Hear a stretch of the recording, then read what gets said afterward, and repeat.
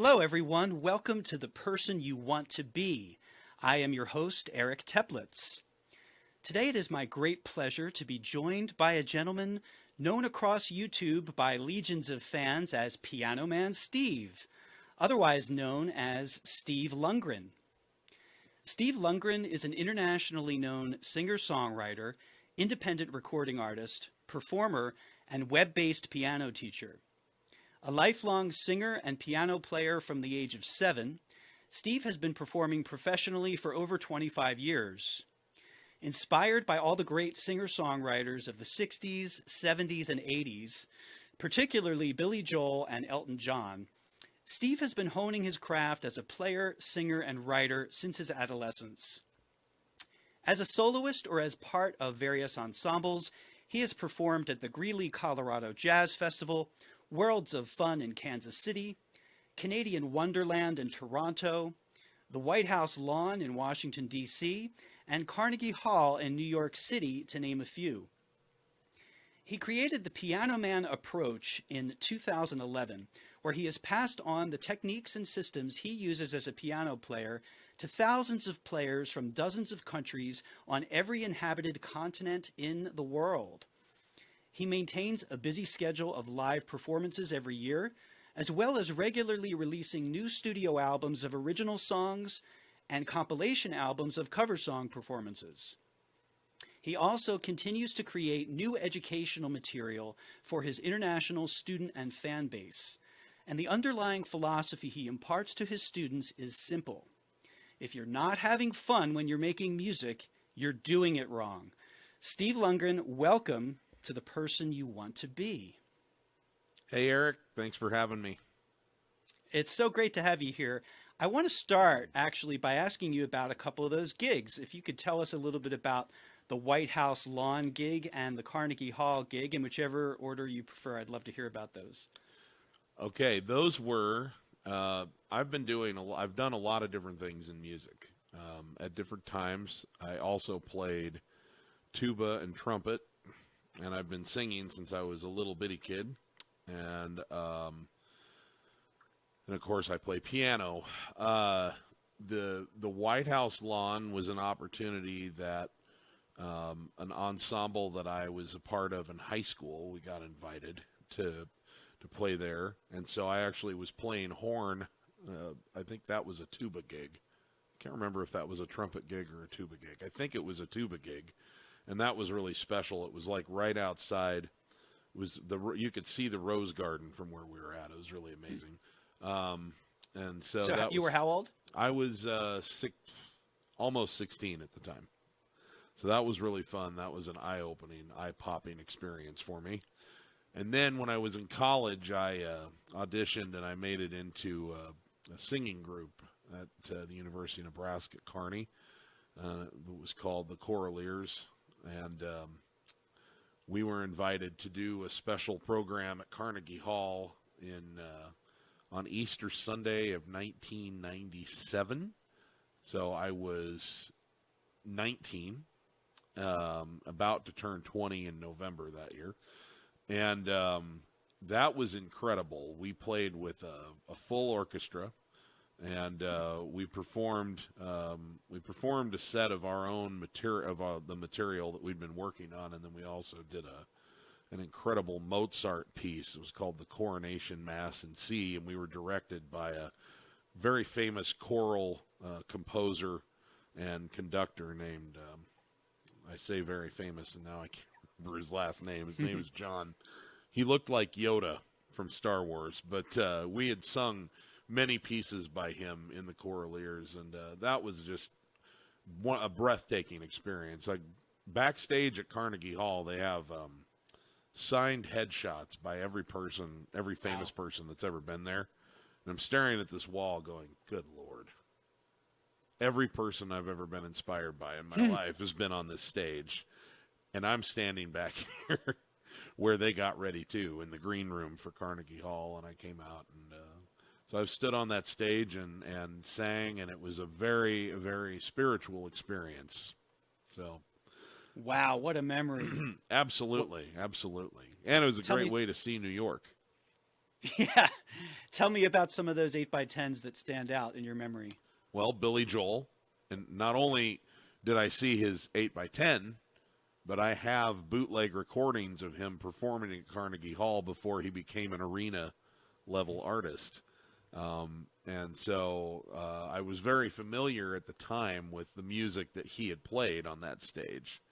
And while I was not allowed to go out and do a solo set, unfortunately, at this one, I Not did yet. find a piano in our downtime there, and I played a couple of Billy Joel songs that I knew had been played by Billy himself Oh, in that place there, like The Entertainer and Summer Highland Falls. And it was, so he probably played Carnegie Hall for the first time in '76, I would guess. I think he might even have Turnstiles? gotten there in '75. I think, Mm. but certainly by the time he was touring for uh, the Turnstiles album, he would have been in that neighborhood. And then because of the success of The Stranger, which was the next album, he got elevated to arenas. But that was, it was pretty remarkable because I thought, this is the most prestigious concert venue of this size, which is just below, if you're in pop music, it's just below when you jump to hockey arenas or basketball arenas. It's the most prestigious venue of that size in the world, really, but certainly in the United States. And it was that was a lifetime achievement that and it was a really special thing for our group to be asked to do it too, because probably 200 different choirs auditioned for that spot, and we were one of 4 that got asked. So it was really great. Wow. That's really cool. It's also interesting to hear about some of your non-piano musical experiences and background. And I'm going to certainly be asking you plenty of questions in regard to that. But before we go into music specifically, I usually start these interviews by asking guests their earliest memories of what they wanted to be. So when you were a kid, whatever fanciful thing you may have imagined being someday, does anything come to mind? Um, as a kid, I didn't spend a lot of time thinking about being an adult, to be honest with you. But I probably spent as much time thinking about doing what I do, playing and singing, as I did anything. Especially singing earlier in life, because piano and I met when I took piano lessons when I was 7, but it didn't take for a while. But piano and I became real good friends when I was 12. But up to that point, I was just I was always very enamored by what I was hearing on the radio, and I thought it would be really fun to be able to go out and sing for people. So I was always looking for a crowd. But I didn't necessarily I didn't really think of, when I'm that age, I want to do that. Because I was kind of happy being the age that I was, and I was just not really in any hurry to get there. Yeah, so many of us now imagine, wow, if we could just be a kid again. Yeah. Right? That's what we want to be when we grow up. Well, that's why I'm a musician. I'm a paid child. Yeah, there you go. I love it. So, were you sort of like the entertainer around the house as a kid? Did you have that natural performer's instinct? Were there informal opportunities for you to be like the center of attention or quote on stage, as it were? Yes. Although, one of the things that I think, and this is, this podcast is called The Person You Want to Be. And I think one of the wonderful things about discovering something you love to do when you're a child is that as a child, you don't have the ridiculous expectation that you're going to be good at something the first time you try it. We kind of have a tendency to fall into that trap when we get older.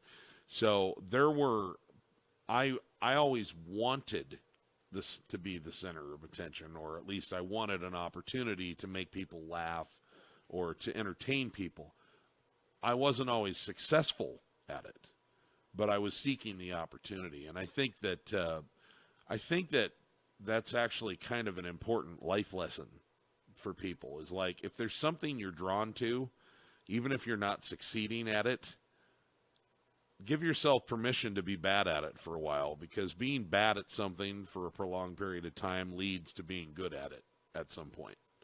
And you probably have like a real desire to do it, or else you wouldn't keep wanting to do it. But don't talk yourself out of it just because it doesn't click with you the first time. You know, I'm much better at making people laugh now than I was then. But when I would strike a chord, it was like the greatest thing in the world, you know. And so It's like opening Pandora's box when you've had that experience, right? It's you want more of that. And I, Like, you know, there's no turning back. We did some like I can't really call them plays, but we did some very low level musical theater when I was in like elementary school or something, where there were a few lines and some songs, and a couple of years in a row when I was in like 4th and 5th grade, I got to be the main character and sing some songs and have solos and stuff, and that was really kind of a thrill, you know, to be on an actual stage, and there were probably 300 people out in the crowd watching, and that was so I always loved that, and I loved the opportunity for that, and I think, you know, it always worked out well for me when there was a good opportunity for it. I think probably the problem was that I tried to force my way into those scenarios as much as possible just in regular life, and that's when it becomes inappropriate. And I was told that a time or two as a child. I was a handful, but I didn't mean to be. I had a good heart. I think you make a great point about having permission to be bad at something. You know, Anne Lamott has a famous book called Bird by Bird, which has become legendary for writers and aspiring writers. And she has a chapter in that book called Shitty First Drafts.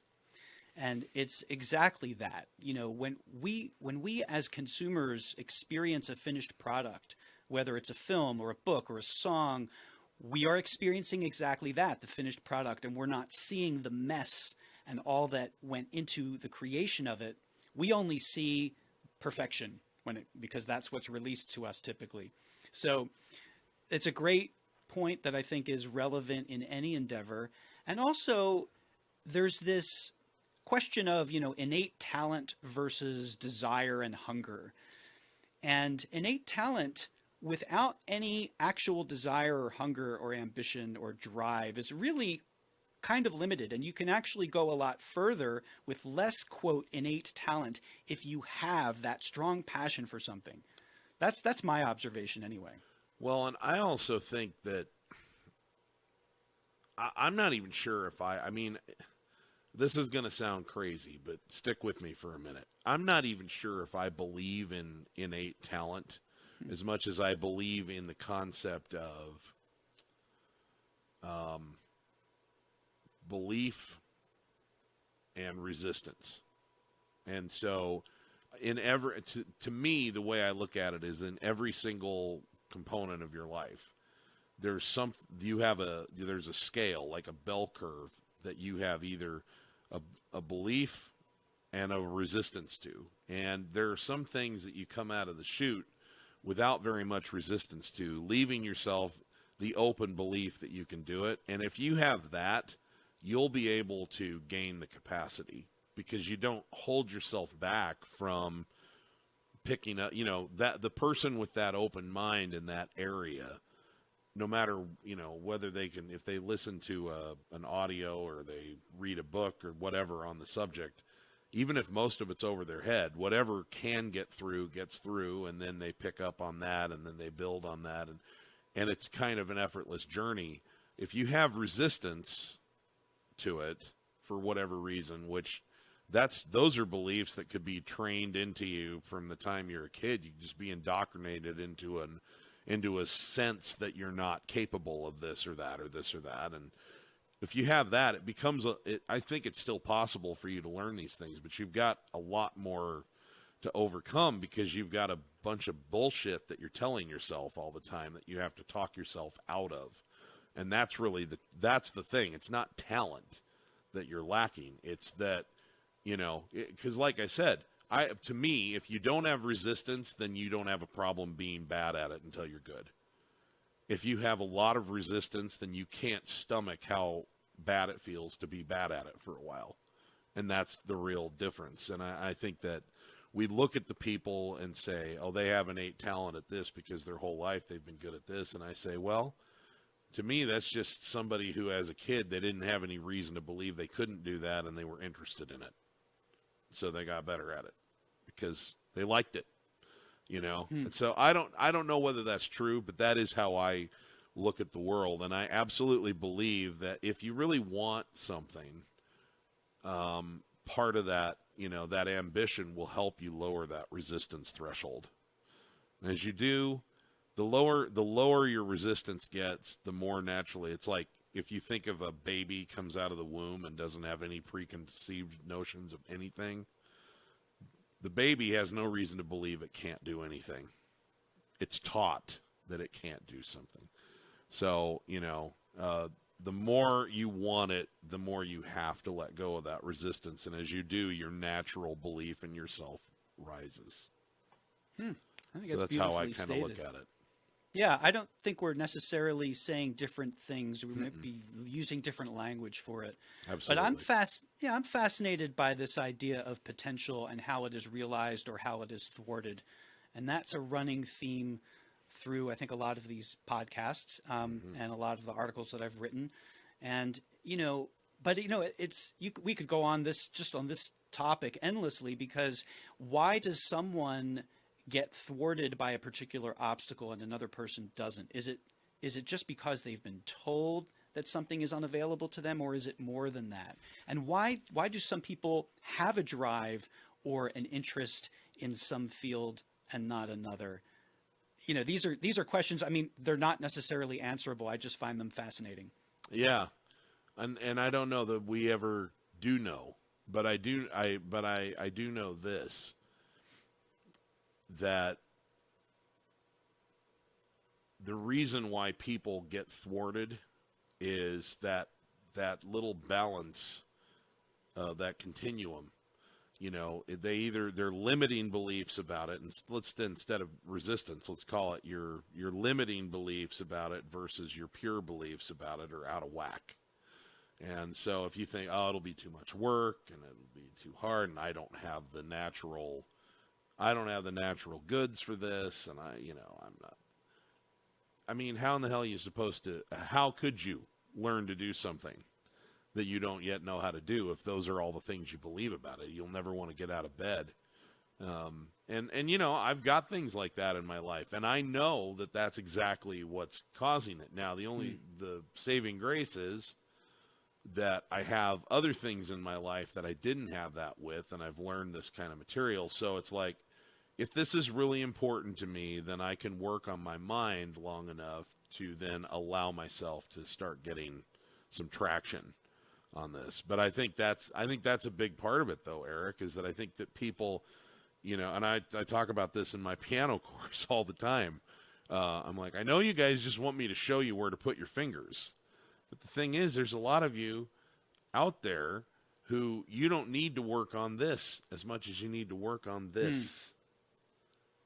You know, because you won't let yourself do this part of it until this part of it's opened up a little bit, you know, and that's my opinion. I think that it all starts in the brain. It starts in the mind. And the more you work on your mind, the more all things become possible for you that are important to you. And some things aren't important enough to give any time to, you know. Everybody gets to make that call for themselves. Yeah, and that can change over time as well. What Yeah. may have not been important to you at one point suddenly becomes important, or vice versa. You mentioned your piano course, and I first discovered you and encountered you on YouTube, as I'm sure many folks have. And I have to I want to give you a heartfelt compliment on your teaching style. This is also coming from someone I taught guitar for 25 years or so, gave private guitar lessons. I never made the leap onto doing pre-recorded lessons on YouTube and what have you. But I really appreciate your whole presence as a teacher. You have a way, I think, of your own sort of relaxed approach and demeanor is very relaxing for the person who is working with your content. And you just you're able to, I mean, like any great teacher, you're able to take things that may seem overwhelming or complicated or difficult or too much and break them down into very, very manageable, accessible steps. And you have a very down to earth and kind of endearing personalities which complements the content of the instruction. And so, just as someone who has benefited from some of your videos, I really want to just give you that salute, my friend. It's something that, whether you want to call it a natural talent or not, you've got it. Well, thank you very much. I appreciate that, Eric. So going back to childhood, and you mentioned you enjoyed being the center of attention. You may not necessarily have been a great entertainer in the early days. You definitely you got a taste of it. It was fun and you enjoyed it and you had a desire to continue doing it. So you mentioned piano lessons at the age of 7. Was that your first experience with an instrument? Because you had been singing prior to that, but was that your first experience on a musical instrument? Yeah, I mean, it's, like a lot of kids, I think I had like a toy xylophone or a kazoo or something. But the first time that I ever really learned anything about, the way music is put together and all of that, and with any kind of structure. So yeah, I would say so. And you said that you didn't take to it initially. So tell me about what those piano lessons were like for you and what changed at the age of 12 other than perhaps hormones. Well, that certainly does change a lot. Here's the thing. I was a little bit, I want to be careful how I say this, because the lady that taught me was really, really a sweet lady. And looking back on it, she did teach me a lot of the fundamental nuts and bolts of music. So I can't say that I don't use it. But what I find systemically about traditional music lessons is that they don't line up very well with me, because they don't spend very much time telling you why they're teaching you what they're teaching you. And I am just not someone you can tell to do something and then I'll do it. You got to explain why, and then I have to decide it matters to me. I've always been that way. I am not a dog, I'm a cat. I can't help it. And so I would be sent home and told to do this.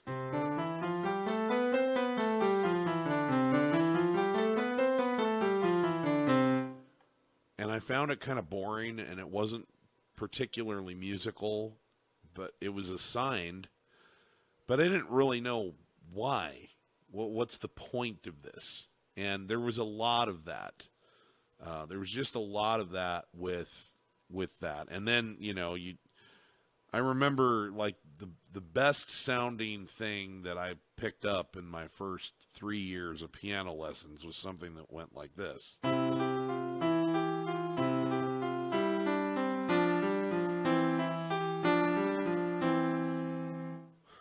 And it wasn't turning me on that much. So I was like, I mean, where does this go? What am I doing this for? And that was kind of my problem. So I did learn some things that eventually became very important, but I didn't know they were important yet, and I didn't know why they were important. So when I was 12, what happened was I had given up. I completely gave up on the piano. I didn't care anymore. And I wasn't really thinking I've got to be a musician either, I might add. I still sang to the radio, and I still loved music, but I really wasn't thinking anything about that. But my family moved from a small town called Ogallala, Nebraska, to the east about 150 miles to a larger town called Carnegie, Nebraska. And we moved on June 3rd, and I had the whole summer before school started. I didn't know anybody. I didn't have any friends. I'm 12, so I'm a little bit older than like, let's go find the other kids in the neighborhood and hang out kind of thing. I mean, I was a little beyond the point where I was going to go reach out to new people that way. and I wasn't in Little League or anything like that, so I really didn't have any friends yet. And so I'm watching TV all day, and I discovered Billy Joel on a new channel to me called VH1. It was the first Saturday we were in town. It was called the Superstar Saturday, and they played 8 hours of concert clips, music videos, and interview clips of Billy Joel. And this guy's music, I could not, like, I'd heard most of it, but I could not believe one guy did all that stuff. And I was mesmerized, and he was a piano player. And suddenly I'm interested, and I go over to the piano, and the one thing that I'd always had pretty good was a decent ear. I'd always been able to pick some things out, like I remember picking out just on the right hand.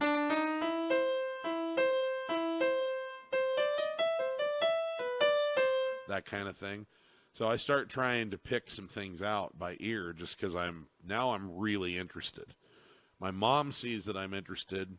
She starts looking for a new piano teacher, and just by luck, we happened into a guy that I was only with for 3 months, and there wasn't another thing about him that I was compatible with, but he taught me how to read chord symbols, meaning that I could just see the letter C and do this.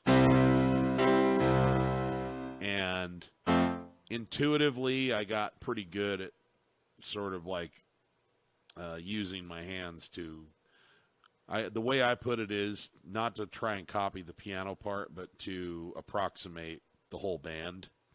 And now I was off to the races, because if I could buy some sheet music, I didn't even look at what was on the staff. I was just looking at the guitar chords, and suddenly I'm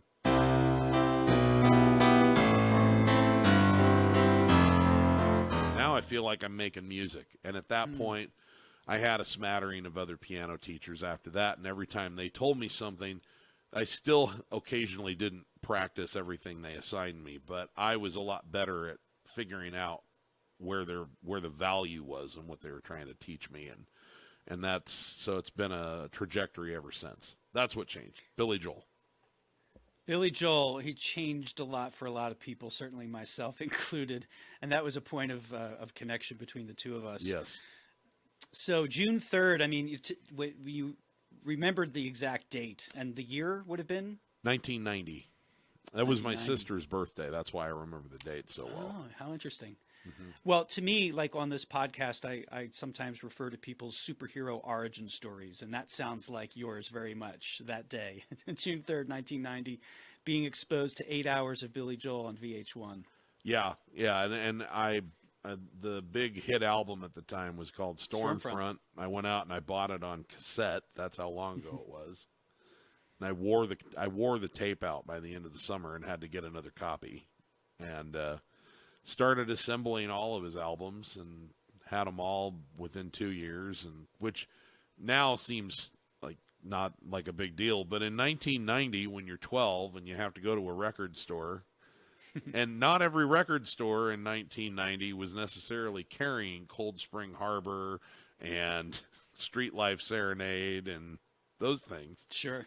Because they weren't huge sellers at that time. So it took some doing, but I got all of them, and I just became a super fan. And honestly, still wasn't doing it to create a career out of it. I just loved it so much, and I just wanted to be able to.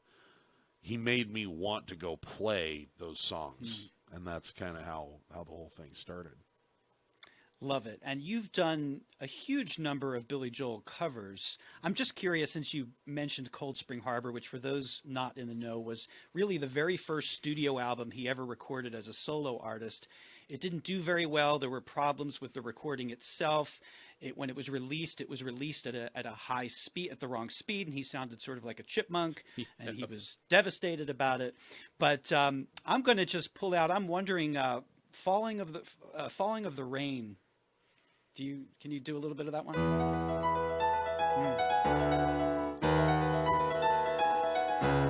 Let me say I did that wrong.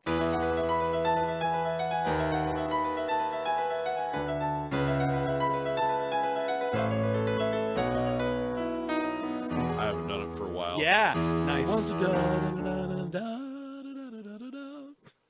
Yeah, I think that for me was the first inkling. I mean, of course, She's Got Away came from that album, but that piano riff was the first inkling that this is someone different here. There's something good that's going to come out of this. There's some really special, like that album. When I got it, I had two immediate reactions. The first was I couldn't believe how bad the vocals sounded, and that was because they mastered it at the wrong speed, and that's when you get that shrill album. But the piano playing on that record knocked my socks off, and it was probably, other than like She's Got Away, which is just stuff like this, that was pretty easy. But goodness, the other stuff was so advanced I couldn't even approach it, but blew me away. And it's been a real great joy over the years. To this day, I'm 44. I've been listening to him for 32 years. And it's still a great joy to pick up something that either I hadn't learned before or just get some nuance in a song right that I hadn't heard before or whatever, So. This is very unacademic, but I feel like I have a litmus test for what constitutes great music. See what you think of this. In my opinion, great music is music that you can hear over and over again, thousands of times even, and it doesn't lose its magic. I think that maybe the closest way I can encapsulate why something, what constitutes greatness in music. Something catchy you might enjoy the first couple dozen times you hear it, and then it gets kind of old and you're done with it. But music that really has substance to it and really has, the Beatles come to mind in terms of pop music, where it's just endless. It doesn't matter how many times I go back and listen to the same songs over and over again. You hear new things, you appreciate new things. It still holds emotional weight. It still sparks your imagination. It still does something to you physically, chemically, emotionally. And certainly Billy Joel's music has that ingredient that makes it, in my mind, timeless and really of another quality. I think that's a pretty good way of putting it, and I think that you could look down the line at people who have sold in excess of. I don't want to equate like commercial success as the only thing that matters. No. It's just that, and by the way, to be fair to artists of today, it is literally impossible to be as commercially successful today in the music industry as it was in the 60s or the 70s or the 80s. The number of things that you're competing with for people's attention, it just makes it impossible to reach the numbers that you could back then. But that being said, you go right down the line of everyone who's sold in excess of 100 million records from all those days. They're going to have a collection of songs that just stays in the zeitgeist forever, and it appeals to multiple generations. Because of what you just said. There's something about the harmonic structure and the melody and the lyrics that there's a magic combination, and then the delivery is also up there and good enough that it just stays with you. And Billy Joel's that way. Instrumentally, John Williams as a composer is that way. You just can't. Gets in your nervous system, those themes, yeah. Exactly. And also some music that I consider to be great is not immediately accessible. Sometimes music does have to grow on you. And so I have this other sort of unsubstantiated theory about music, which is that you actually don't know whether or not you like a piece of music or not until you're so familiar with it that you can anticipate what comes next. So some music might not be as accessible as other music. It might take more listens before you can digest it, before you can make sense of it. And I've had the experience of some favorite artists of mine that I totally hated when I first heard them. So there is that as well. But there is something when you have that combination of accessibility and where it doesn't wear off. the accessibility that it captures you right away and it never lets go of you. That to me is of another caliber altogether. Yeah. Well, I mean, and that's kind of always, that was always the purpose of a record label, actually, was to take the songs that they thought were most likely to be that accessible piece, and then they had the gateways to radio stations and TV shows, and they would do what they call normalizing it, which is put it on enough Exposure. get it spinned enough times everywhere that you could get it spinned, that you get past having not heard it before, and now you can decide whether you like it or not. And album cuts, you have to do that for yourself. They're not going to do that for you. They're not going to play it on every radio station. They're not going to. And today that would be Sirius XM, and it would be getting it into playlists on all of the different streaming services and all of that. And like I say, much, much more difficult to do that these days, which doesn't mean that you can't be successful. But I was just saying, like, the capacity for someone to do the equivalent of sell 200 million records these days is almost, it's like there's not even a way to calibrate it, because everyone has 5,000 options instead of 3 networks and whatever your local radio station is. Well, and the industry has changed entirely. People generally don't even pay for music that they listen to individually as like an album. Mm-hmm. They subscribe to a service, or they refuse to spend any money whatsoever, and they'll only consume content that is free. And so artists really are not making money off of what are called mechanical royalties, like album sales, the way they were, with some exceptions. But typically now you have to go out and perform to make money, and you get publishing still, though. Yeah. Like, that's the one thing that's good, and I think it's caused more artists to get into songwriting, because you still get your royalties Performance for royalties.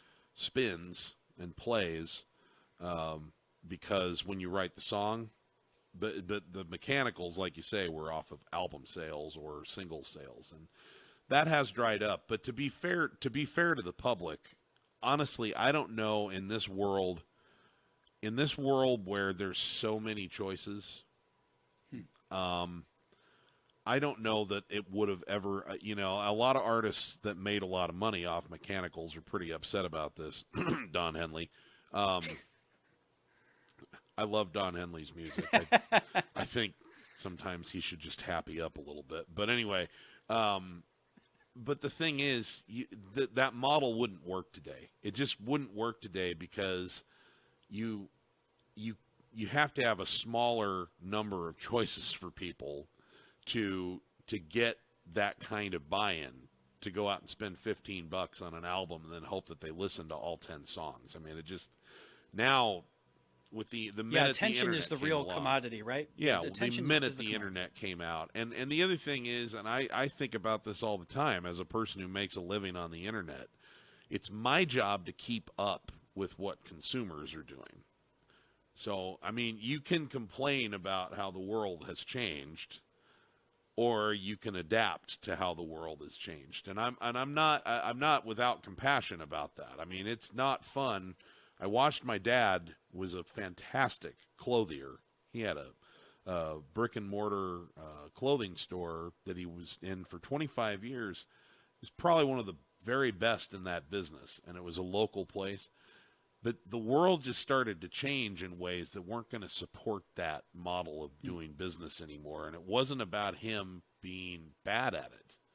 It was just the demand for the product and the size of the trade area and all of this. And he said, I've had a good run, but I'm going to get out of this before it kicks me out. And I think that if you want to be in business today, you have to keep up with how consumers are going, because put yourself in the consumer's shoes.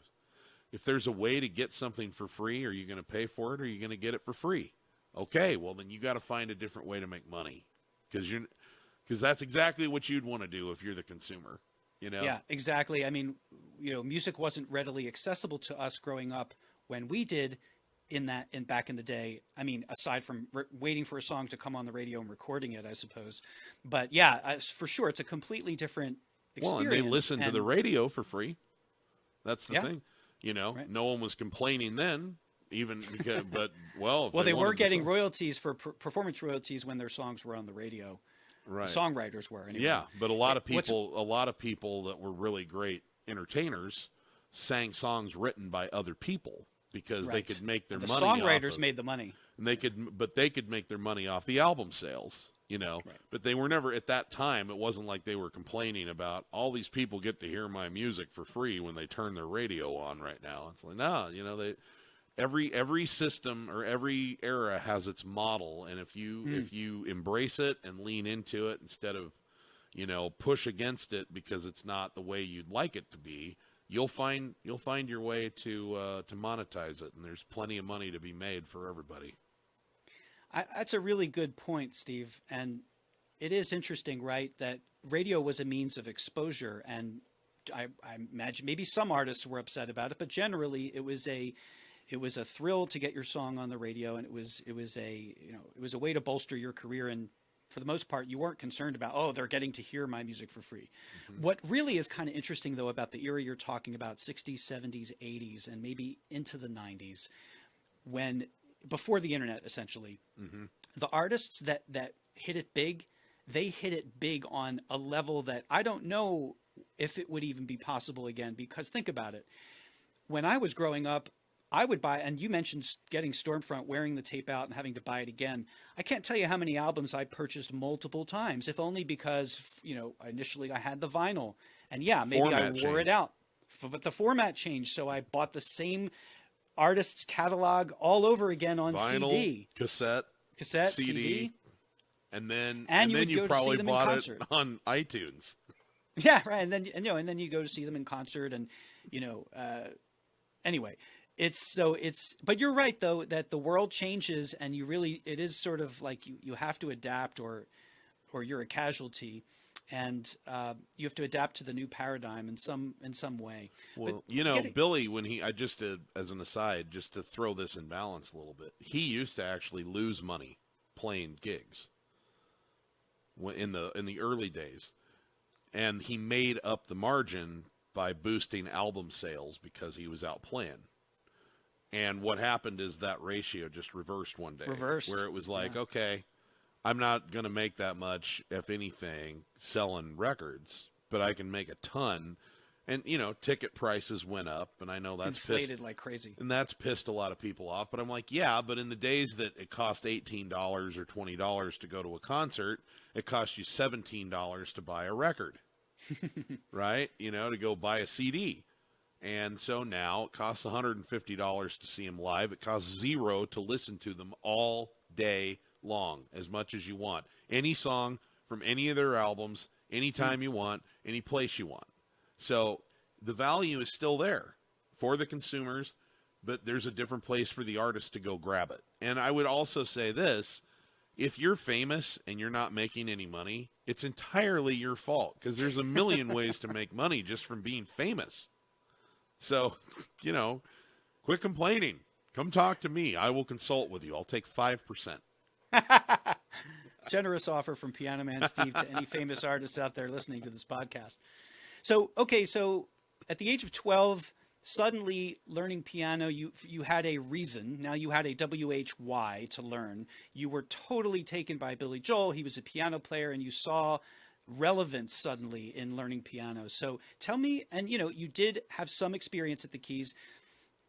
I'm curious to know, first of all, what other formal music training you may have experienced in your days as, let's say, junior high, high school, and college. That could mean other instruments. That could mean reading music for in a choral setting, performing as a choir, learning to sing harmony.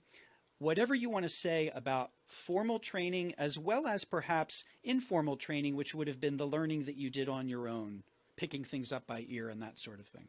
Yeah, I would say I had formal training all along. It was less immediately useful to me.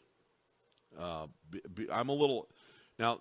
Just to be fair, that doesn't mean that that's the case for everybody. Everybody's got their own personality, so some people will take to that and feel very content with it.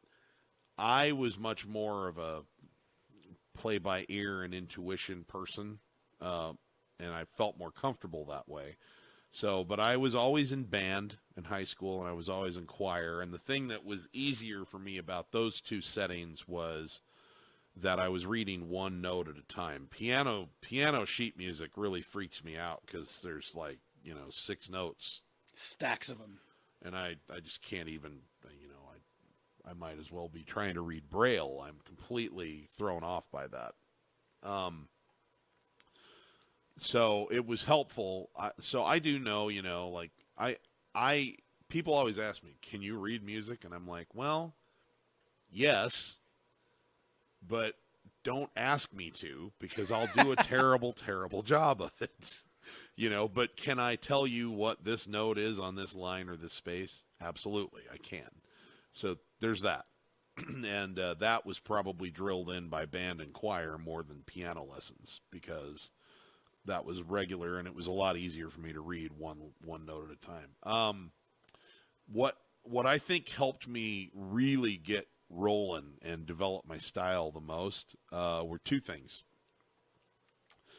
I'm not a particularly religious person as an adult, but my family I was raised Catholic, and we went to church every week, and we were in a diocese that was kind of a little bit looser, a little more progressive, and we went to a college campus church, and so they didn't have an organist. They had a guy who played guitar. He kind of looked like John Denver, and he kind of sounded like John Denver, and he was singing all of the songs and playing a 12-string guitar, and he was really pretty good. He was like the best we'd ever heard, and he eventually got a drummer to join him and a bass player. And my dad, because by then I had learned chord symbols, and my dad went and asked if I could play. And I'm sure that, bless his heart, I'm sure Mike thought, oh God, I don't want a 13-year-old doing this, but the Lord is testing me. Yeah, but he let me try. And then he was like, oh crap, you're kind of good at this. And I had a natural feel, because he was setting the whole thing up. They were hymns, but he was arranging them and playing them. They were more like, I can't call it rock and roll, but it was, like acoustic music. It was like John Denver, Jim Croce. That's kind of what it felt like, and they were just church hymns, but that's how they were being played. And so I fit right into it, because it sounded like singer-songwriter night at the coffee house. And so now all of a sudden I want to do the Saturday service, the Sunday morning service, and the Sunday evening service, because I want to go play music, because I'm in a band. And so I started doing that at 13, and I did that for about 4 or 5 years, and put a little band of my own together with that core group from the church, just to go play like non-religious songs in a couple of shows that I got asked to do.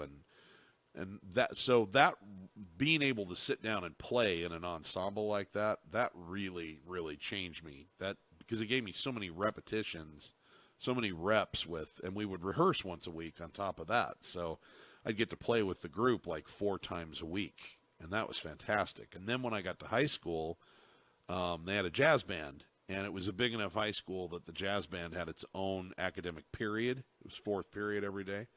So 5 days a week for 45 minutes, I got to sit and play piano in a jazz band, which had, 5 trumpets, 5 bones, 5 saxophones, and a bass player, me, a drummer, and a guitar player. And that's where I learned more complicated chords and more, I learned and how to fit into a thicker, bigger ensemble. And those two experiences, just having that regular repetition of playing in groups like that, taught me a ton, not just about my instrument, but about how music is made, how records are made, because now I could see where. So when I'm listening to music, I could hear the drum part, and I could hear the bass part, and I could hear how they were coming together to create this big wall of sound, which then made it possible for me to use this keyboard, which is off to my side when I got it, which is a sequencer, to start building my own tracks to take out so that I could be a solo artist but sound like a band. So the whole thing just kept building on each other, and I started using this by the time I was in my early 20s and been doing it that way for 20 years now, and it's been fabulous. It's taken me all over the country playing. So that's, I think, really where it was. Play a church, play in jazz band, learn how bands work, and then be able to take that big picture knowledge, not only to hone playing piano with a group, but to then be able to become the group myself. Wow, there's a lot of threads there to potentially pull on. There's formal training versus informal training. There's solo performance versus group performance. And they don't have to be antagonistic when I say versus, but they're different ways of learning. And what's so interesting is, I mean, the Beatles, an extreme example for sure by all measures and all accounts. But it's interesting to know that the Beatles did not write or read music notation. And they've written arguably, among the greatest songs of the last century and beyond, perhaps, without having that specific skill. Now, music notation, reading and writing, those are wonderful skills and helpful skills to have, but you can absolutely make music without those skills. And I think that that's kind of what you were talking about.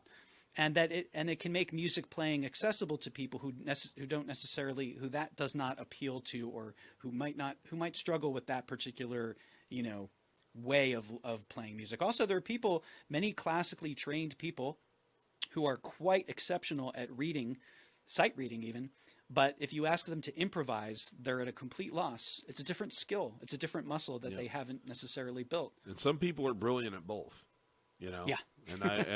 So it takes all kinds, but the thing is, everything you just said is what led to the Piano Man approach one day, because when I sat down to say, what do I have to offer? Well, the thing that changed my life was being able to read chord symbols and this broad knowledge that I got about how music is made, because I had the little church group, but I didn't have a band. I didn't go play bars from the time I was 15. I didn't live in that part of the country, and my parents would never have allowed that anyway. Every time I hear a blues guitarist say, yeah, I was in the club 6 nights a week from the time I was 13, I'm like, boy, your parents, no wonder you sing the blues, because But so I didn't do that when I was young like that. I did that later, both as a solo artist and with some bands, but I didn't have that thing. So I spent most of my time with nothing but me and a piano, and I had to figure out how to get the experience of the band. And so I intuitively put together what we call rhythm patterns, And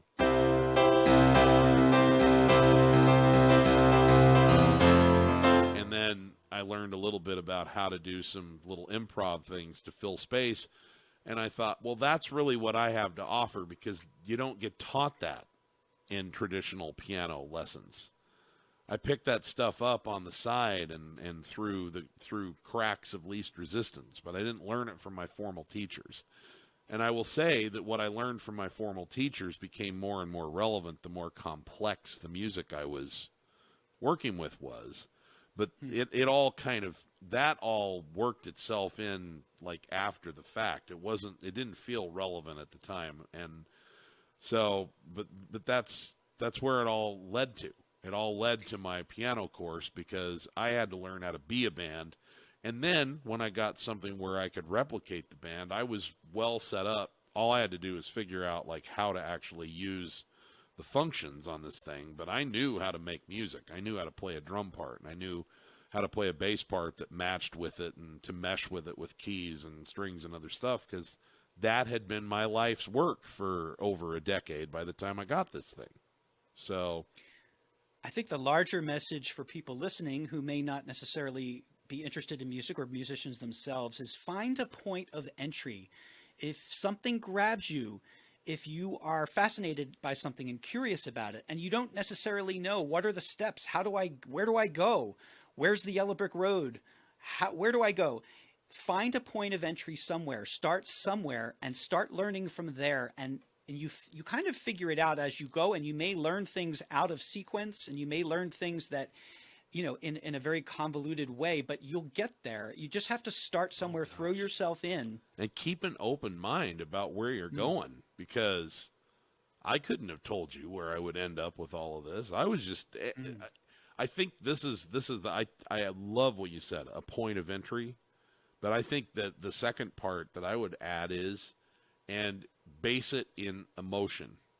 Because the thing that you can always find, this is why adults have such a hard time, I think, learning new things, is that they're looking at the achievement of the goal as what they're going for. And I'm like, I don't know if that's a smart way to go about it, because the simple fact of the matter is I've never been involved with anything that I love to do where when I got to some point that I thought I wanted to get to, that I haven't already decided I want to go farther. It's like that never ends. The goalpost keeps getting moved. Mm-hmm. So don't hold yourself hostage to the goal being achieved. Find the emotion you think the achieved goal is going to produce, and try to find your way to that emotion inside that field as often as possible. That will guide you. That'll guide you toward further progress. Because I just I just want to keep feeling excited and fun, because that's what got me into it in the first place. And as long as I follow those emotions, they keep taking me in interesting places.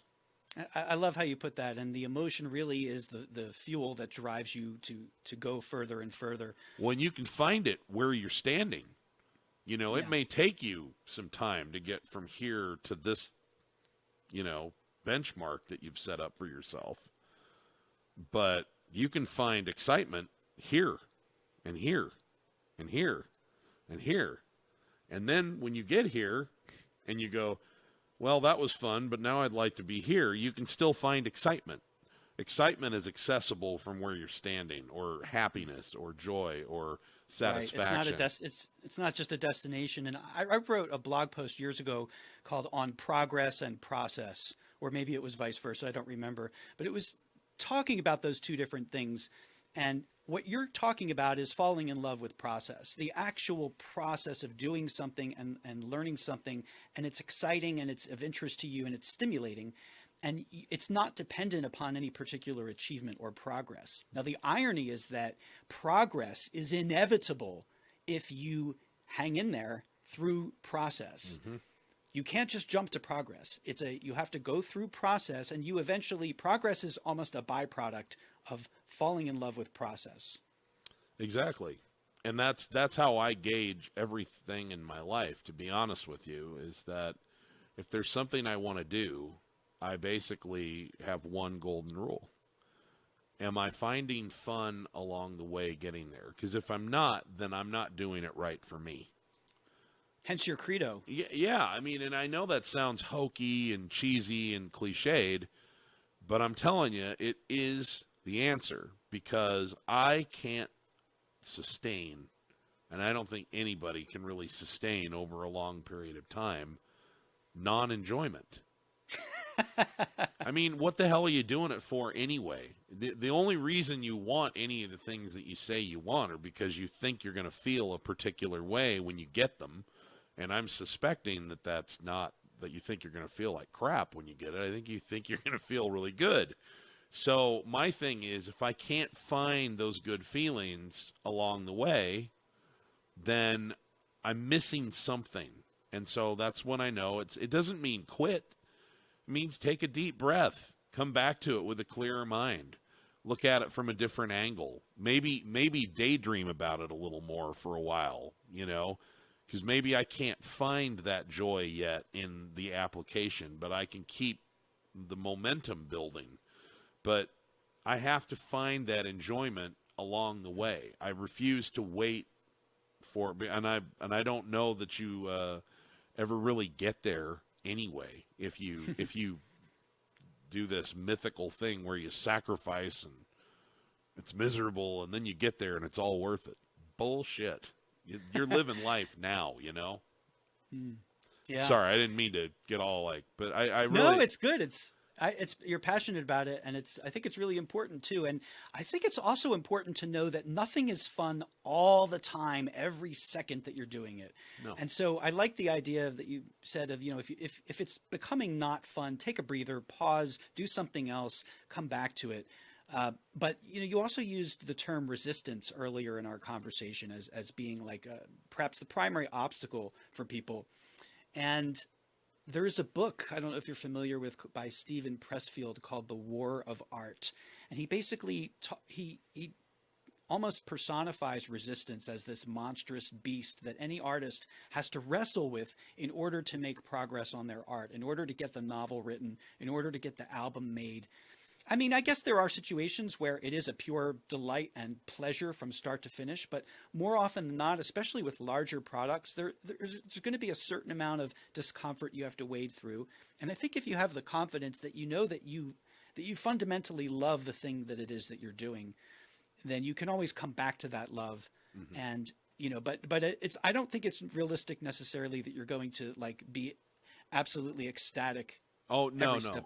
But see, what I look for, though, is how do I want to put this? Think of emotions as being on a large spectrum because there's feeling kind of bad, and then there's feeling really bad, and there's a whole spectrum along the way between the two. I mean, things are in degrees, and they can kind of go forever. And there's feeling pleasant. It's just, so it's like boredom is in the middle, and just to the right of boredom is like, that's kind of nice. And it kind of speeds its way up, and you can be ecstatic. But to me, I'm not against negative emotion. I just look at it as guidance. Yeah. It's telling me what you're doing right now isn't helping you. Okay? So the guidance is helping me. But the what I'm trying to say is you're not going to feel off the charts happy 100% of the time, and it's okay to feel crappy some of the time.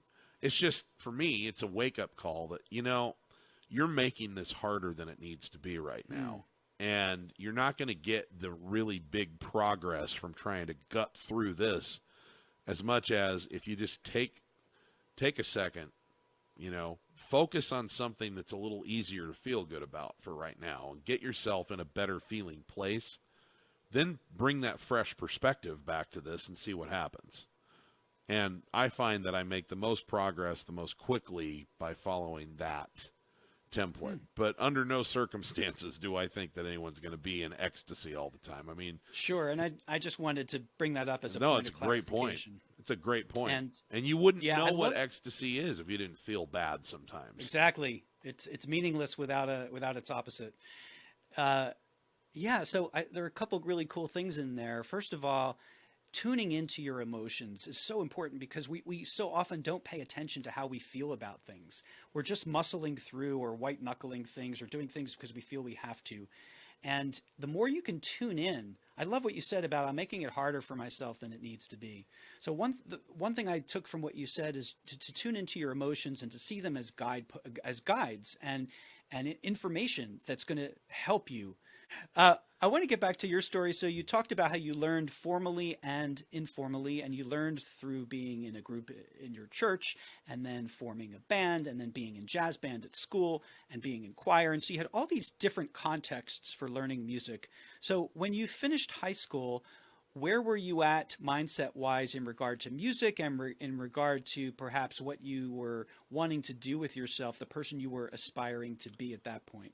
Well, if I'm honest, I was not. I knew I wanted to always make music, but I didn't really think of it as a career yet, because I think at that time I wasn't hankering to have a career yet. I was the guy who was kind of happy to go to college because I wasn't ready to be an adult yet, and so it. I will tell you this. I was mesmerized by the fact that I could get paid to play, because the first time I got a paycheck, I was 14. And I was called by a friend of my parents, and she said, I understand that you're a good little piano player. And I was like, oh, I don't know, I guess, you know. And she says, well, I'm having a tea party, and my dining room is just off of our living room where we have an upright piano, and I'm going to have about 20 of my friends over, and I would like you to come and just play piano while we have our tea. And I thought, okay, I guess. I mean, do you have any? At that time, I didn't like, and she didn't want me to sing. She just wanted me to play, and I didn't play the melody to anything. I'm just over there playing like the chords to "You're the Inspiration" and stuff.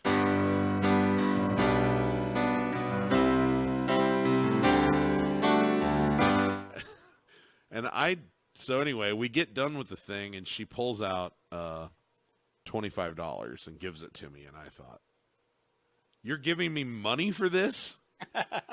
Like, oh my God, you're giving me money for this. Okay. Well, I mean, I would have been doing that at home for free. Are you sure? You know, okay, great. So I take the money, and it felt like $100 because I'm 14. And a lady who was at the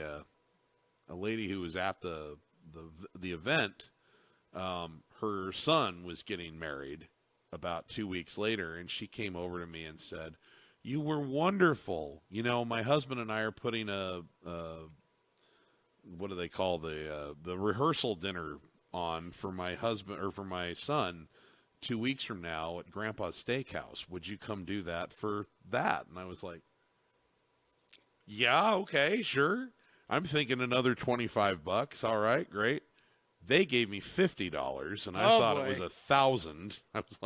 I'm like, I am never mowing another lawn in my life. This is the greatest thing ever.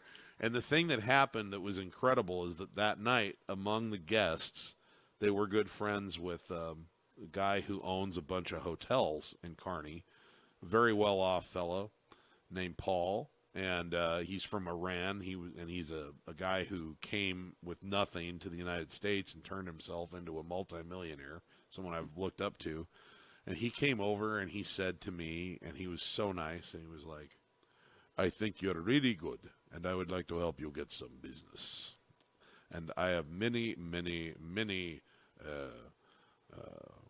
have conventions and parties and events at my hotels all the time. You need to get some business cards, and I will pass them out and let them know that you're available to do exactly what you did here. And I was like, I don't have business cards.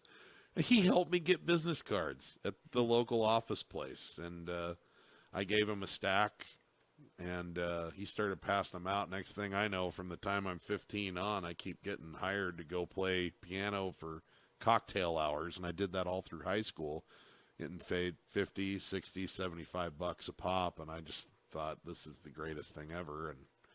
And so by the time I got out of high school, I already had that under my belt, and I didn't do a damn thing to make it happen. It just, I'd play, and my name would get passed around for it, and you know, you just kind of get on the circuit, and that's who everybody's calling. And then I just went to college to delay having to figure out my life, and I never thought, I didn't know anyone who was doing that professionally. I always knew only people who did it on the side of another job.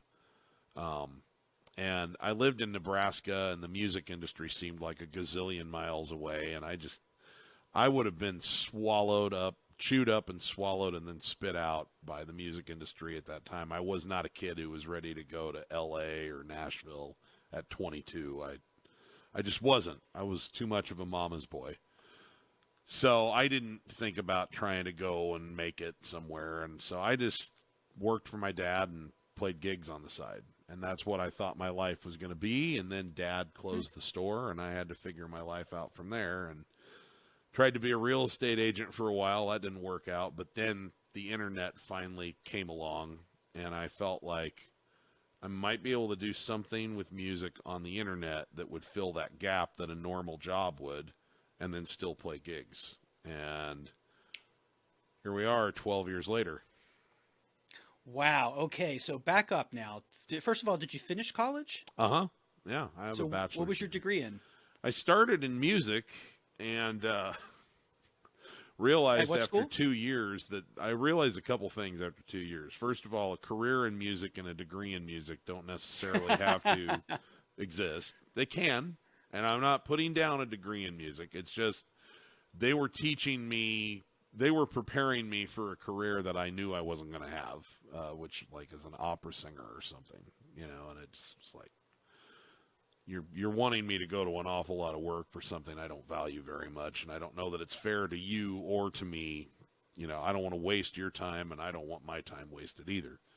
So I left the department after a couple of years, even though I had some good times there, and I changed over to the speech department and got a degree in what's called organizational communication, not realizing that that would actually be really important to what my life would be about.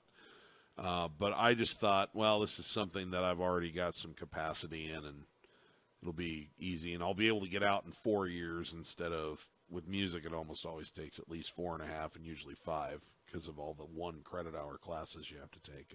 And so I changed my major, and I graduated in 4 years with an OrCom degree. And From what school? University of Nebraska at Carnegie. Yep. And right after you finished, you started working for your dad? Yep. With your dad? Well, I had For your a dad? very, very short stint at a bank as a teller. That didn't work very well. Just so we can be honest, sometimes you have to try a few things on and realize they're not your color or your style before you find your fit. And I actually, to that point, I actually quoted Billy Joel for my high school yearbook quote. You'll actually get the reference. It's not a well-known song. But the quote was, "If I see it as experience, it hasn't gone to waste." Lately, all the missing pieces have been falling into place. Getting Closer, from what I feel is one of his most underrated albums, The Bridge. Love that record. And I selected that quote for a couple of reasons. Number one, I think it's a great way to view life, right? Yeah, even the things that may seem like meaningless, useless experiences, no, we can use them. The way I like to put it now is we might not choose everything that happens to us, but we can use everything that happens to us. Even the things that seem like absolutely pointless and worthless. There's another quote I love: "Nothing bad ever happens to a writer. It's all material." You can use it and fashion it into something. At the very least, it can make a good story. So, your bank teller job. Yeah. But I also use that quote because that's kind of how I felt about high school. Like, hey, this was not fun. I mean, it wasn't all terrible, but it was not the most fun time of my life. And I guess if I can look at it as experience, then I can salvage something from these 4 years. And now let me move on with my life. Yep. Well, I only lasted for about a month at the bank. Pretty impressive. Yeah, it was. Well, here's the thing. So I'm somebody who always sort of looked at life as rules. Rules are just like suggestions, I mean, they're not serious. They're just guidelines for people less intelligent than me. No, I'm just kidding. But it was one of those things where what happened was I meant no harm, but I was just curious. I was interested in making good money, and I thought, well, maybe this will fit me really well. Maybe I'll want to advance in banking. Maybe I'll want to become a loan officer, or president, or something. I wanted to see what they made just to get an idea. So I'm sitting there with the teller machine, and I look up the account number for the bank president. First of all, I don't know enough about computers to actually do anything. But I just wanted to see what his salary was, which, of course, now as a grown man, I'm like, well, that's none of my business. But I was I was fresh out of college, and, you think you're an adult at 22, but I really wasn't a very well-seasoned adult. And anyway, it never occurred to me that would trigger an alarm of some sort. But, there you go. So, like, the next day, I get Great a call story. and I did that with 2 or 3 other people, high-up people in the bank, and just doing some research so that I could imagine, what would it be like to have this much being transferred into my account every month? Well, I got a stern talking to the next night. Like, I got called by somebody and said, we need to talk, and we need to talk now. It was 9 o'clock at night. I had to go meet him somewhere. And the next morning, I got interrogated like I was being talked to by the FBI, by the HR manager and my immediate superior. And, you know, at first I kind of begged for my job, and then I realized that if I did get my job back, they were going to treat me like a criminal for the rest of my tenure. And I just said, I'm sorry, I didn't mean any harm, but I can see that I have really, really like stepped way over the line, and that was my ignorance. And I'll save you guys the need to fire me, and I'll just resign. And so, And here you were just genuinely curious. Yeah. It's a fair thing to be curious about, obviously. it was an innocent thing, but at the same time, I understand why that was a problem for them too. So I don't hold any ill will. I continued to bank at the place, you know, and I got along fine with everybody from the bank after that. It was just one of those, you know, I can tell you, every musician that I know who makes it a career, you look at them and like when you're talking to us in our field, we seem like we really have it together. We are not capable of holding another job. We're just weirdos, you know. Well, as you know, I had a once-in-a-lifetime opportunity when I was in my 20s to interview Billy Joel. I shared that interview with you. I'll share a link to it in association with this interview. And I asked Billy Joel, I really took pride in the fact that I wanted to come up with questions that I thought maybe he had never been asked before. And because I was doing the interview in the context of college appearances he was doing, not concerts, but kind of master classes, Q&A sessions that he was doing at schools. And so I said, you know, if you were to, he didn't technically finish high school. They awarded him an honorary high school diploma years later. But I said, if you were to go back now to college, what would you study? And he loved that question. And he said, you know, he said, my answer to that probably should be accounting or law, because he had done so many terrible business deals and lost so much money over the years through just stupid, you know, just ignorance, right, in terms of those fields. And then, but after he quickly got past that, and he said, you know, though, but I wouldn't have gone there. I probably would have wanted to study music in earnest, you know, to learn something, maybe jazz composition, learn some music theory, because he said I never had that stuff. And I felt obliged to say, you know, Billy, you done all right. Yeah. Without it, you did okay. Yeah. Well, and he's at that point where he doesn't measure it by money anymore. You know. Yeah. For him, it's like, okay, what could I have done to be a better musician? And so Yeah. I think that he's always measured himself by people he believes to be musically superior to him, if not more successful than him.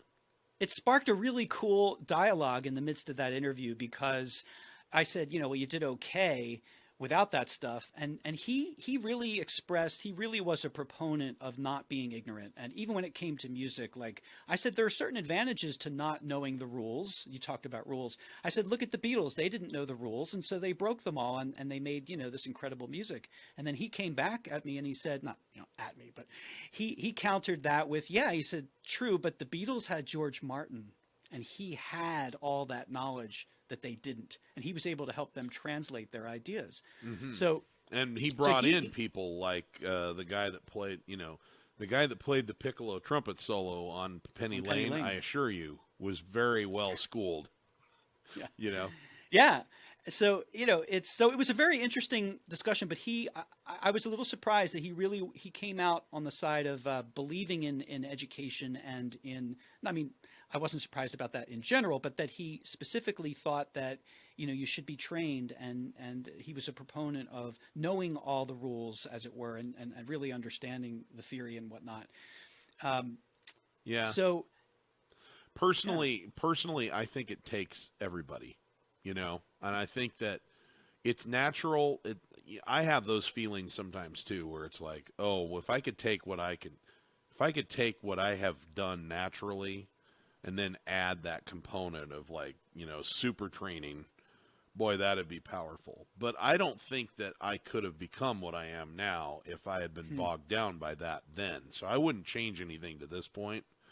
But I find myself looking for different kinds of challenges now than I did when I was 20 because I've realized a lot of what I wanted to do when I was 20. And now I'm looking to add new things into it. And I think that's And maybe now you realize the value of it, where back then it might not have been apparent to you. I love what you said mhm, about how, you needed to know why you were learning something. What was the point? What was the purpose of this? Learning something just for the sake of it, or, a rule for the sake of a rule without any point to it. Why bother?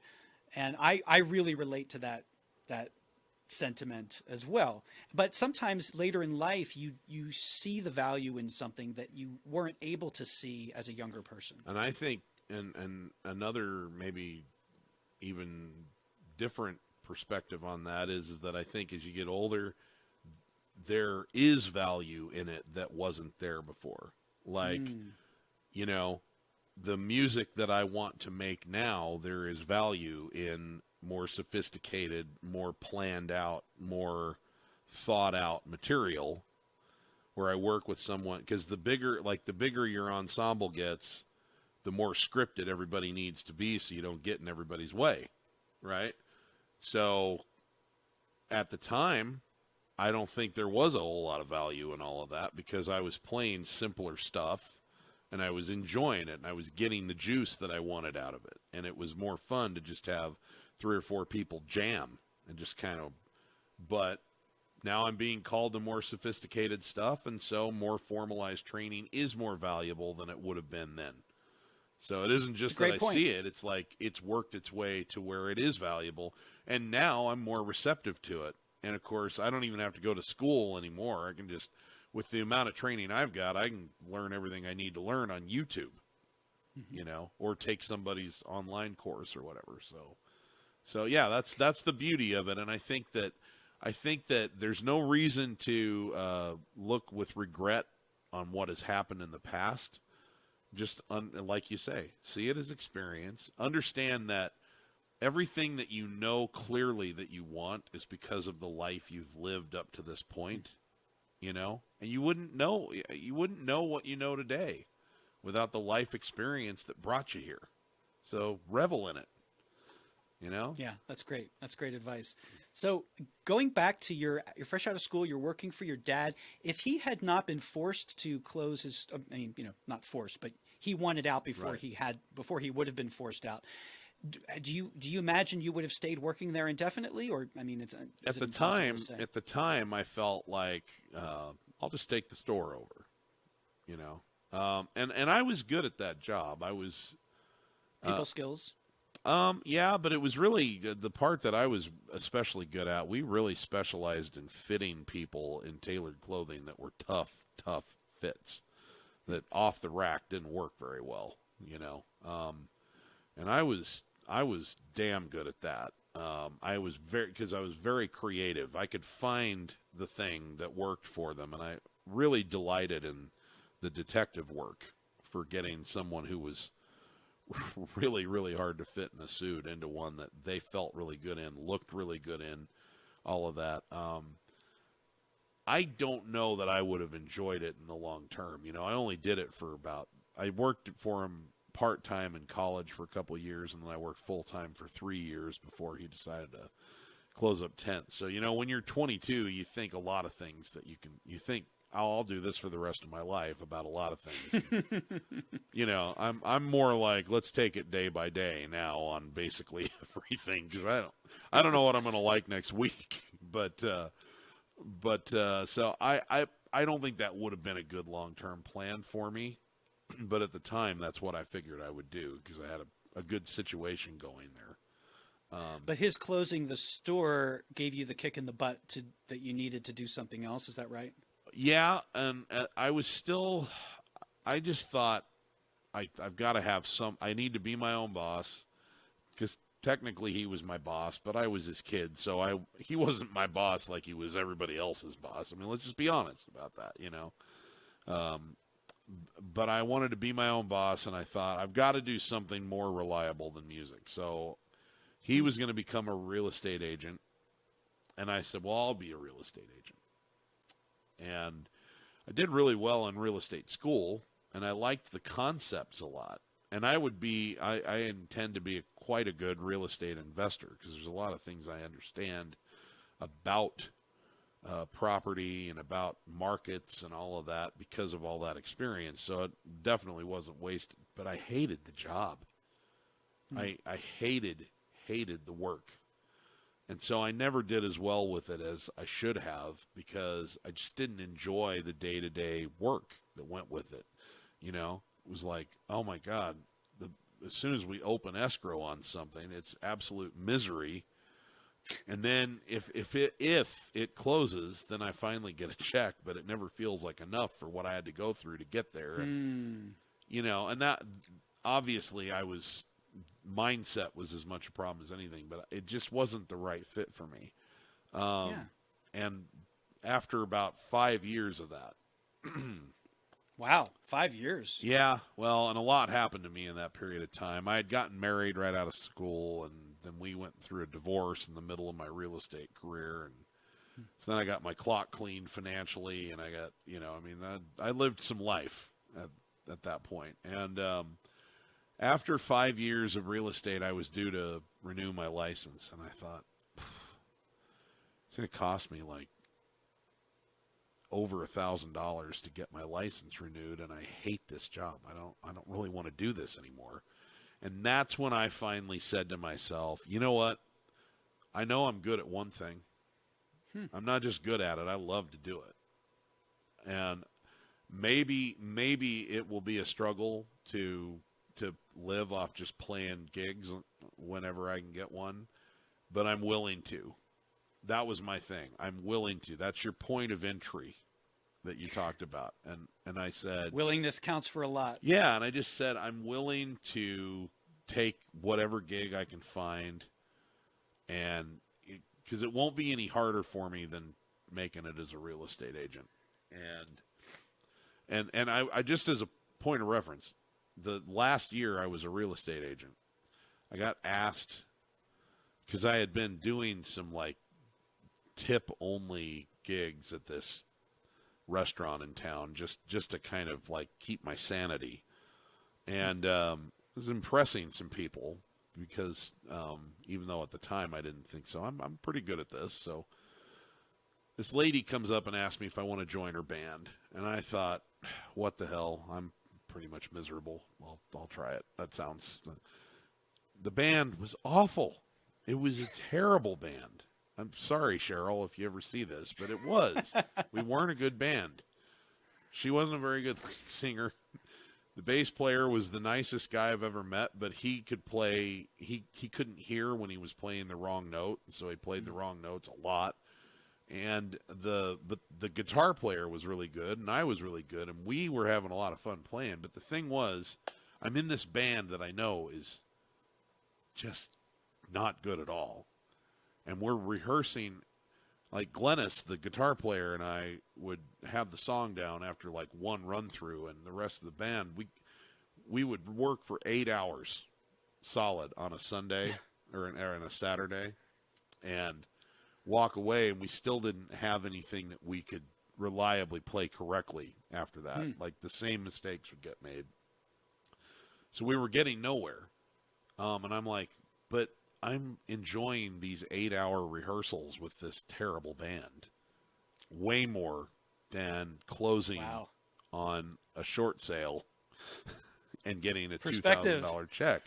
And I said, there's got to be something to this. So that's what spurred me into saying, all right, I'm willing. I will just do this. I might be broke, but I'll be broke and happy, and I have the equipment all ready to do it.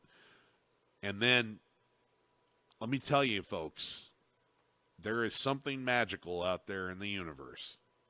When you hit that place where you lower your resistance, find your point of entry, and you're okay with not knowing everything, and you just take the next step, the universe sends you what you need. And So I just want you to understand what happened here, because the most incredible turn of events happened after this point in time, and I don't think it was a coincidence. So I'm like, I've got to generate some cash. And so, because I didn't have much of a reputation in town yet to get gigs. So I decided I'm going to try and make a splash by putting together an Elton John show. I would have done a Billy Joel show, but I thought Elton had a look that I could get like a loud sport coat and I went to a thrift store and got like a pink sport coat and got big sunglasses, and so he had more of an image. And I sat down and I put together the most comprehensive Elton John backing tracks that I'd ever put together for anybody. And I worked up a great Elton John show, and I worked on my British accent and all of this stuff, and I rented a theater, all on the speculation that I would make some money off of this.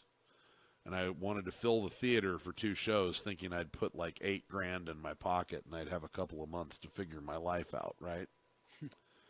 So I do the shows, and we sell about 90 tickets, so I did not fill it twice. Let me just put it that way. It paid for itself, but I walked away with $150 profit off of this. So it was a huge bust after 6 weeks of just really, really hard work. And I'm feeling pretty low about it. But I did love putting the music together. You know what I mean? Like, I had fun doing these tracks. And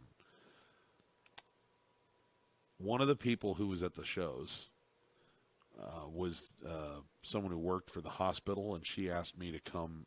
She called me and said, I saw your Elton John show. It was so much fun. Will you come play music for our Christmas party?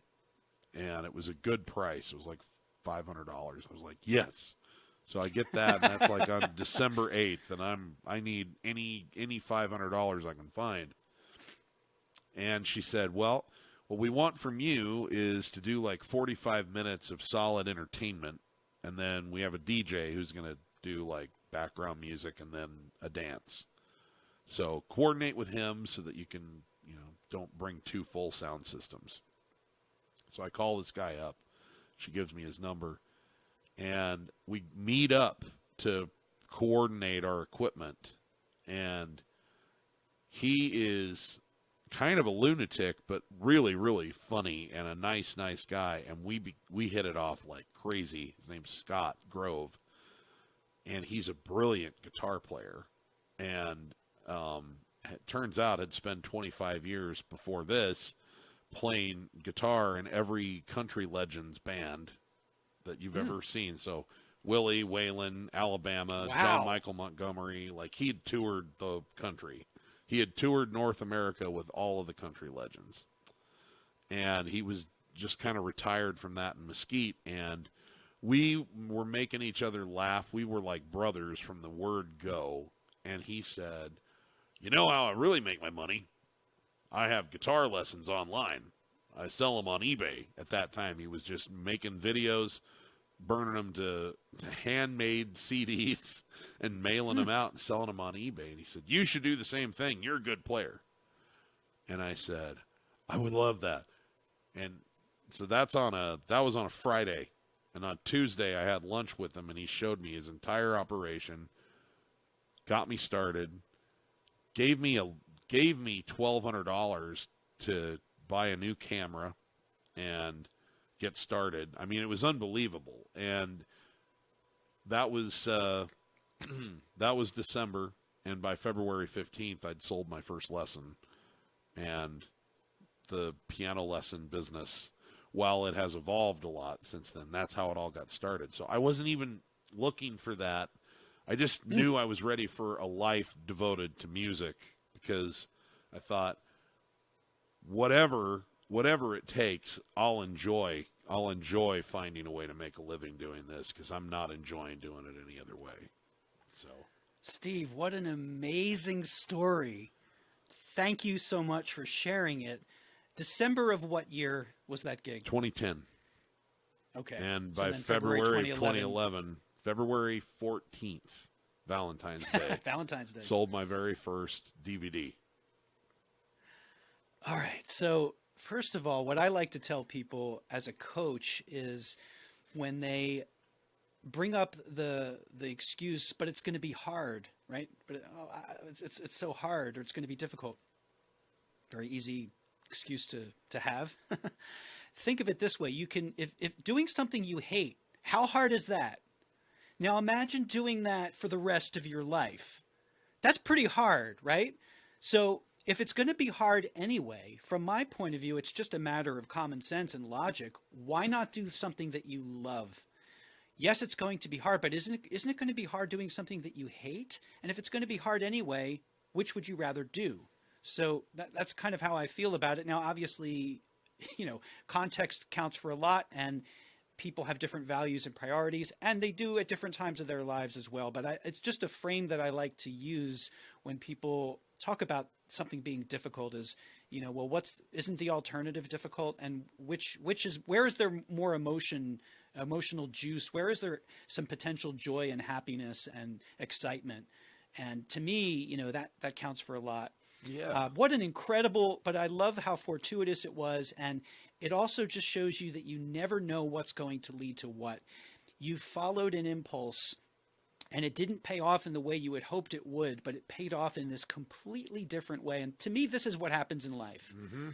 And it's why I love what you said about using those emotions as guides. If you follow your bliss, as it were, but if you can do so without an attachment to what comes of it. And that's a big asterisk there at the end of follow your bliss. That is the most important thing, and it's really difficult to do sometimes, but I think it's important to understand, and I don't know. I mean, I don't want to get into too much mysticism here, but it's like there's something bigger out there that knows more than I do from my perspective that is moving these checkers around. And I get to decide, I have a big role in it. It's not all fatalistic, but I'm just saying that there's so many more opportunities available than what I can see from here. So it's really important that it's like, if I have a good idea and I think, here's a particularly good outcome that could come from this, and that's enough to spur me into following the impulse, that's great. But try to think of it always as, here's something good that could happen from it, but maybe something even better could happen from it. Maybe nothing would happen from it, so I always look at it from this one perspective. Will I enjoy doing it? Because then the time won't be wasted no matter what. Okay? You are not going to be on your deathbed regretting times that you enjoyed yourself. You will not. I promise you won't look back and say, oh, I really wish I had spent less time enjoying myself. That's not how it's going to be. So this won't be wasted time if I'm going to enjoy what it is that I'm going to do. If it turns out good in the way I think it might, then great. If it turns out good in a way I didn't anticipate, great, maybe even greater.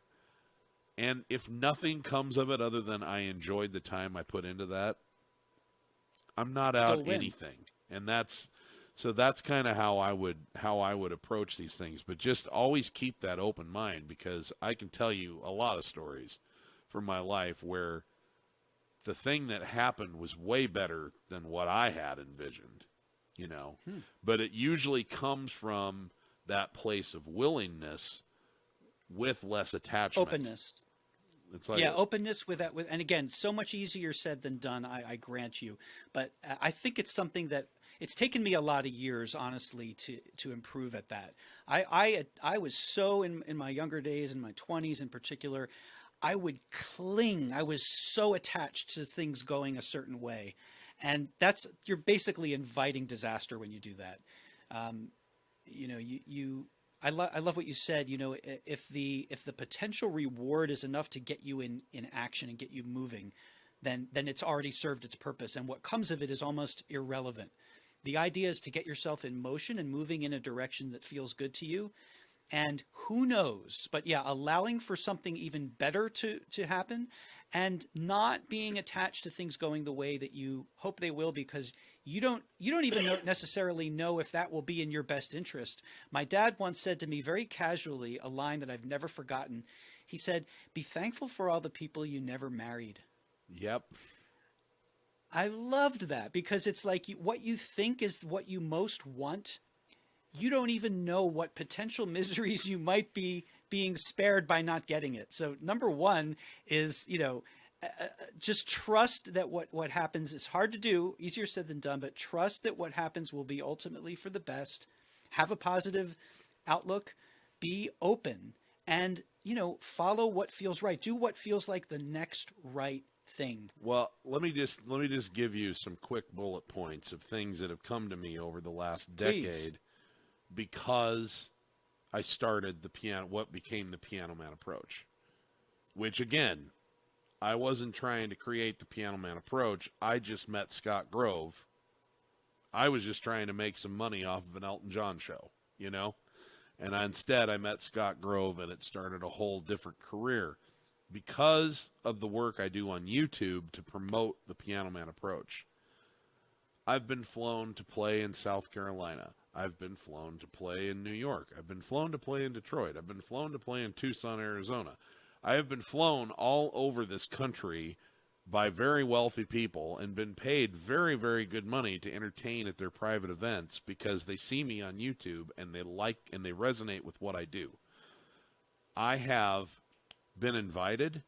I went on an amazing 5-week European adventure with a student of mine that I became friends with, who put me up in her home for 3 weeks in Romania. Took me all over Romania, which is a country that is unbelievably gorgeous that I hadn't even been on my radar, and I'm so glad I got to see it. And then we drove to 13 countries over the next 2 weeks. Okay, that was all done on the cheap because I had somebody to host me because of what I do on YouTube. I met my friend Kevin Lawrence, who I do YouTube shows with, because we both traffic in the same music on YouTube and do the same thing. And because of that, he was contacted by someone recently about doing these little boutique European cruises for a week at a time where you work like 3 hours, 3 nights a week, or 3 nights for the week, and you get all of your expenses paid, and you get to just be on the cruise. And he can't do it because he's got a kid and he doesn't want to be away for 10 days at a time. He said, "You should talk to my friend Steve. I got my first one booked in September." I have cruise ship groups of my students meet up with me once or twice a year in some exotic place, and we take a week together and see amazing places and hang out with 20 or 30 amazing people, because one of my students is a cruise group coordinator and contacted me and said, "We should be doing this for the Piano Man approach." I wouldn't have known to do any of that.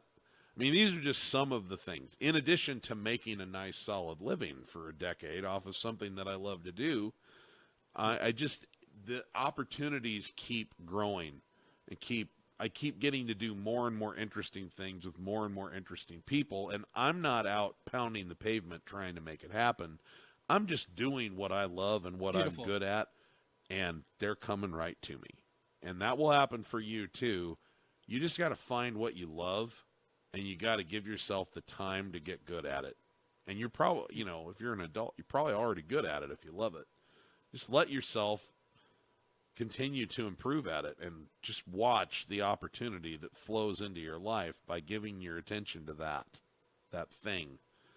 Not what you can get from it, just the thing. My focus is, how much can I enjoy making music? And how much can I enjoy teaching music and talking about music? The rest of it takes care of itself. The timing of this is very, very interesting. Obviously, there was a window with the internet. The internet has evolved quite a bit since its inception, or since it's like a widespread use. And I remember that by the time because I was giving guitar lessons, as I mentioned, and by the time it even dawned on me, oh, it might be a good idea, it was already too late, in the sense that I mean, not that I couldn't have done it, but already YouTube was so saturated and oversaturated with people doing the same thing, and I felt like I didn't have a unique enough angle on it. And true, and honestly, being honest with myself, didn't have enough passion. It wasn't going to be fun in and of itself. And Mm-hmm. so, in a sense, I sort of followed your advice. I thought I'm not going to do this with simply just the hope of it, there being a boon for me monetarily if I'm not also going to love the process of doing it. And I found a different niche for myself in personal development. Good for you. Yeah, so this has been such a pleasure. I am interested just to hear a little bit more. So after that first sale, if you can, you can decide how you can do this in as much depth as you care to or don't. But give us a little bit of the journey of those 10 years from the first sale that you made to this life that you enjoy now and this business that you have. Well, I when I first started did not really know what I was doing. So I luckily Scott, who was my mentor at the time, was the ideal mentor for me at the time. Not necessarily now, but at the time he was the right guy for me because he had a very throw shit against the wall and see what sticks approach. And so he was just like, oh, just take some little thing you know how to play and show people how to play it. And so, all right. So I took a lick like this, made a little video about it, and I took a lick like, and then I took a rhythm pattern like, and I just started making these individual videos. I usually would take like 3 or 4 licks or, 2 or 3 rhythm patterns and combine them into one DVD at the time. And I gave them names like Become Your Own Rhythm Section, Volumes 1, 2, 3, 4, that kind of thing. So these were physical products you were creating. And I was doing DVDs. I was also doing digital downloads, but I had to actually physically send download links. So I had to fulfill the orders myself because I didn't have an automated system yet. But there wasn't like I didn't have a method yet. But over time, this is what I love. This is what I love is that I kept doing that for about 2-3 years. And I'm filling the digital downloads in it. I gave up on the eBay stuff and the DVD stuff pretty quick. Maybe by the end of the first year, I was like, I don't want to keep burning DVDs and buying jewel cases and DVDs and stuff because I did more number crunching. Scott was crushing it on eBay at the time, so he didn't want to give that up.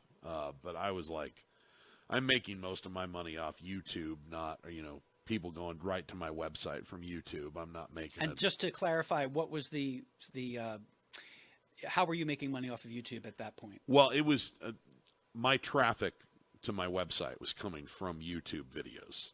So I wasn't making money from YouTube per se. I was making money by people watching my videos on YouTube and then visiting my website and buying my products on the website. And so I was like, I don't want to use eBay anymore because I'm not converting enough sales over there to justify the fees and all of the stuff that goes with it. And the only thing you could sell over there was DVDs, and I really wanted to get out of the DVD business. So I went all digital and said, maybe I'll lose $200 a month in sales, but I'm also going to lose like $1,000 worth of headache, So, well, and it was also good foresight too, right? Right. And I was always very the thing for me was I love this, but in my core, in my heart, I am a music maker who teaches. I'm not a music teacher who also plays gigs. I'm a musician who also teaches. And so I didn't want a lot of menial tasks to overtake my schedule so that I didn't have time to, continue to make tracks and go play gigs and practice and all of the things that make me a good musician. Because that's where my real passion, my top passion is. And that doesn't mean that I'm not passionate about what I teach. I am. But the work that's continual Because once I make a lesson video, it's out there forever, you know. So the work that's continual is this, and I didn't want the minutia that goes along with the teaching business to become to where I would resent it. And so anytime that would happen, I would, if I had to, I'd eliminate something out of it just to say, okay, that's becoming too much work, you know. Keep the main thing the main thing. So I was fulfilling those download things. And then what happened was after about 3 years, I looked at this collection of DVDs that I had, or this collection of videos, and I went, you know, I actually see how I play. Like there's a method that's emerged from this big cacophony of stuff. Like I actually, because, you know, I did it all intuitively, so I didn't really know, but I was like, I could actually kind of guide someone through how to do this now because I see there's a method to it. So I reorganized and I found a platform called Kajabi, which would let me host all of my videos in one place, and then I could categorize them. And so I quit selling them individually like I had been, and I had them in packages too that you could buy and all of that. But I just said, okay, I'm going to go to this thing where you buy access and you get to log in and view them, but I'll put them in categories. And so I started selling the whole thing only. It was like you can either buy the whole thing or you can buy nothing, but you can't buy one video at a time anymore. And I edited all of them down to individual lessons, and I put them in categories, and I realized that I had three basic things: chords, rhythm patterns, and improvisation/licks. And so that was the first incarnation of what the Piano Man approach is now. And then I've been refining it over time and adding things to those different modules to help round out the material. And it's taken on a life of its own. And Kajabi's upgraded their system 2 or 3 times, and I've, you know, been shifted over to the new platforms. But it's fantastic. And so now everything's automatically, you know, done, which is great.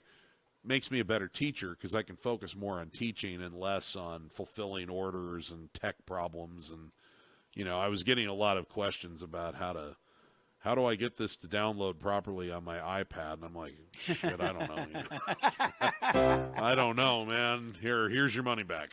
You know, I mean, so I'm really, really pleased because I don't have to deal with any of that kind of, barely any of that. I might have to help someone log in every once in a while, but it's pretty well in front of them now. So now I think more about the lessons and the content and how to make it clearer and how to connect with the students more and all of that. And so it's made everything about it better, and it eventually led to what I call my crash course. And my crash course is a step-by-step, like 28 video course that you just go through, and it teaches you this method and its basic structure. And then after you take the crash course, then I've got like 150 videos up in addition to that are up in the main area, which I call the deep dive. And because now that you know the structure, now this is like a huge encyclopedia of, okay, here we can get deeper into chords, more complex chords, and we can get deeper into rhythm patterns, and we can get deeper into improvisation. But we know from the crash course where improv fits in and where chords fit in and where rhythm patterns fit in and how you learn songs using these things. And so the whole thing is becoming it becomes a more well-oiled system with every day, and it just keeps evolving, and it's really fun to keep up with. And I keep thinking of I keep receiving new great ideas, and I get great feedback from my students and keep doing fun things. And then the pandemic hit, and the pandemic shut gigs off completely, except it turned me into a live streaming maniac, and now I'll never give it up. Wow. You don't have to leave the comfort of your own home. Oh, my God. I love live streaming as much as I've ever loved playing in front of people in person. You know, It's different. It's not the same. Yeah. It's not a replacement. It's just a different thing. But it was something that the pandemic brought into my life, and it's been so enriching. And so here we are now kind of getting back to life as we once knew it, except everyone's trying to figure out, okay, what parts of life from the pandemic am I keeping, and what parts of life before the pandemic am I bringing back, and some parts aren't coming back. So, we're all kind of working that out. But so this is a moving target. It keeps evolving, but it's been the greatest ride ever. And I've been introduced to so many amazing people. I mean, hell, I wouldn't be having this conversation with you if it wasn't for the work that I do on the internet. So I'm just very grateful. I'm very grateful to be able to do what I love and have these platforms to share it. And what's great about it is that the internet lets you do what you love, and it's going to resonate with other people that love the same thing. It's not going to resonate with people who are kind of about it. It's going to resonate with people who are dialed into what you're dialed into. And so you get to meet a lot of like-minded people, a lot of great, fun people, and I've made friends now all over the world because of this. They're not, and I love to travel, so it's pretty cool because I've got a spare room that I can stay in about 50 countries now, anytime I want. Wow. It's pretty awesome, and I would adore the chance to get to spend some time with every one of those people, and they would love the chance to hang out with me, and it's all very mutual. So, really, really fun experience over the last decade or so. So incredible to hear that journey. I love how you talked about you didn't even realize necessarily until you started teaching. And that is so often the case, is that until we actually teach something, we don't understand how we approach it until we have to explain it to other people. So that was fun to hear about. I'm curious, how long did it take when February 2011, you sold that first CD. How long did it take before you were literally able to sustain yourself and make a living doing this? 6 months. 6 months after, or 6 months into it, I was making enough money online that I didn't need anything else to supplement other than gigs. Incredible. That's pretty remarkable. Yeah, and I was living pretty cheap, so we're not talking I was rolling in dough here, but I was like, okay, I can feed myself and pay my rent between what I'm getting on the internet and what I'm making playing out and about. I can sustain myself, and it's not going to be a lavish life, but it's a great life because I wake up every day excited to do what I do. And I love that. It was really that was a pretty special moment to no more like pizza delivery or anything like that, just for bucks, and You mentioned that you fell in love with doing live streams. I could take a guess as to the things that are appealing about that versus performing in person, but I want to hear from you. Obviously, they are different. So tell me what it is that you love about the live streams. Okay. Just off the top of my head, there's several things that are really special about it. One, there's no setup and tear down. Yeah, I've made the joke for years. I should stop making it actually, but because it's not really a joke, but people would ask me, they'd call me to book a gig, and they're like, "So what do you charge to?" I'm like, "Well, I've got a special going today. I'm going to play for free, but it'll be $700 to take my stuff over to your place, set it up, tear it down, take it back home." So that's the big one. No setup and tear down. But the other thing is, live streaming is about getting people from a wide area. So I have people tune into my live stream who are watching in the afternoon in the United States, who are watching in the early morning in Australia, and who are watching before they go to bed all over Europe, and they're all tuning in because they love the same music I love. I didn't say like. They love the same music I love, and they love the way I play and sing it.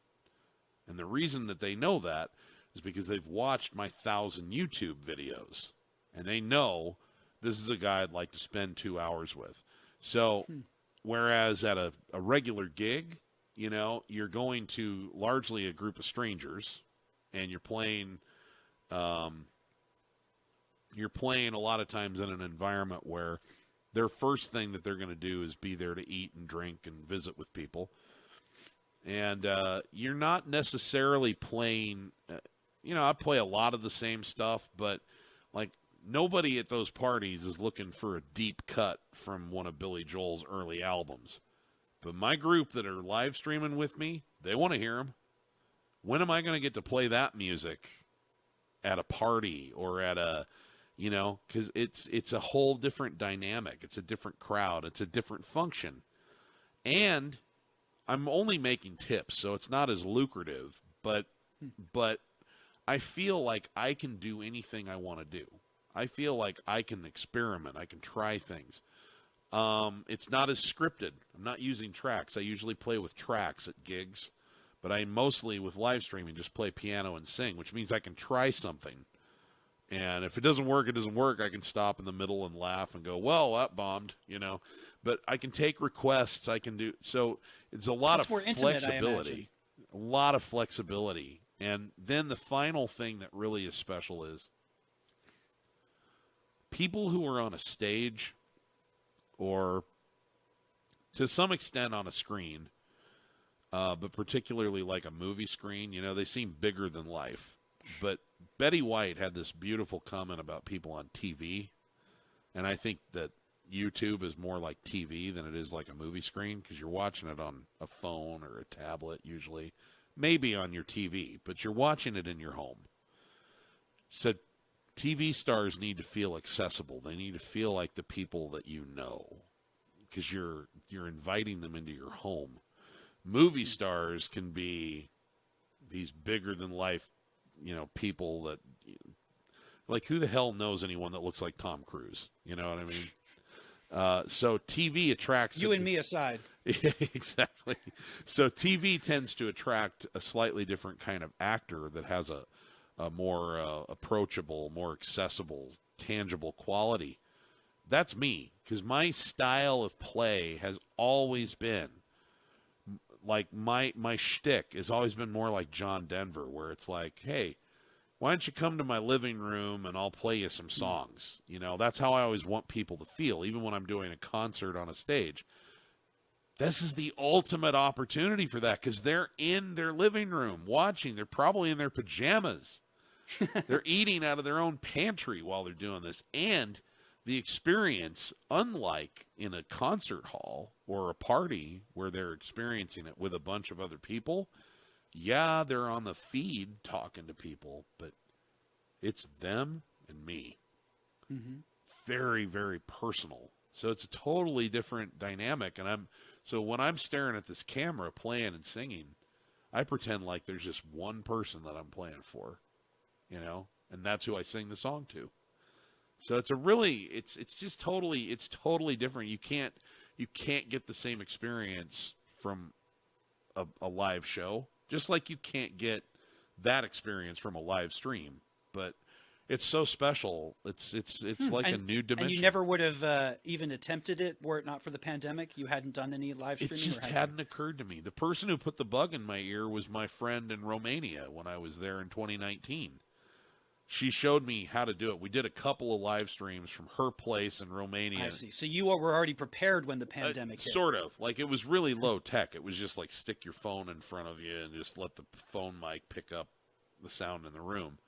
But at least I knew what it was, and I knew I could do it. And I didn't really resonate with it then so much. But when the pandemic happened just a few months later, and I'm like, I'm going to go insane if I don't find something to do here. And so I started, again, find your point of entry. I started live streaming exactly that way. I found a little thing to hold my phone to attach to my camera stand, and I turned the volume on, or so that I had speakers behind me in the room, and I sang and played out loud and just let the phone volume or the phone mic pick it up. And it sounded like crap, but people were hungry for connection at that time. So they overlooked it, and they were so sweet and they were so nice. And I kind of figured out, what I was doing and got a sense for how to do this during the first like month or so that I did it just with my phone. And it was kind of nice. and I only did it on Facebook at that time, and I was only getting maybe 15 people to watch. And then, like we say, you find your point of entry, you have an open mind, and next thing I know, I had a windfall profit come in that I wasn't expecting. That I had an extra $1,000, and I bought myself an iMac computer, because I had learned that desktops are better for live streaming than laptops. They're a little more the fact that they don't have a battery pulling some of your energy use, apparently. But anyway, I got that, and I got an audio interface, and I had all this other equipment just because I make studio recordings, so I didn't need much else. And I was able to use all this stuff that I had and a couple of cables that I ordered off Amazon.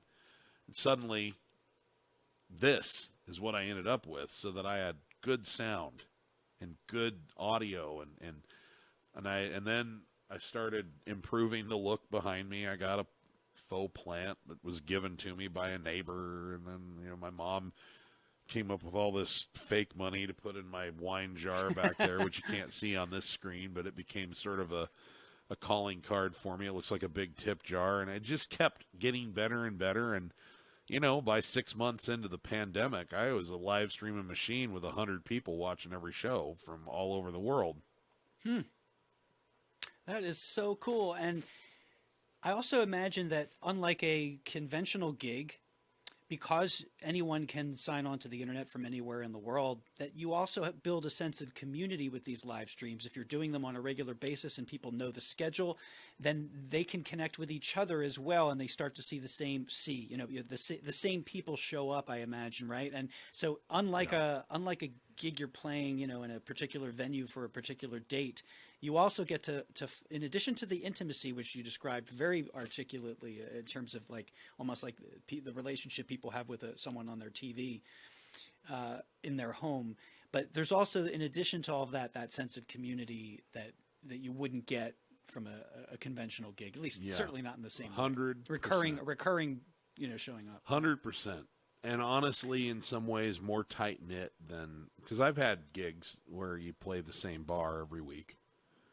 Yeah. And this is even more tight-knit than that. Although, I've had a nice sense of community with regulars in those kinds of settings too. But this is special. This is because we're so on the same wavelength for the music that we love. And it's so much more specialized. I don't know how to, it's the difference between, it's fun when you fall in love with somebody. It's incredible when you still feel in love with them after 20 years. Because if you can still find that spark and you have all that experience together, there's a depth. And there's a little bit of that with these live streamers, because we are so in simpatico with the music, and with they like my personality and all of this, and they feel like, this is the thing. That's the beautiful thing about what I've done on YouTube over the years, is that these people have spent hours and hours and hours with me, even though I wasn't in the room. I made videos, but they've spent hours getting to know me.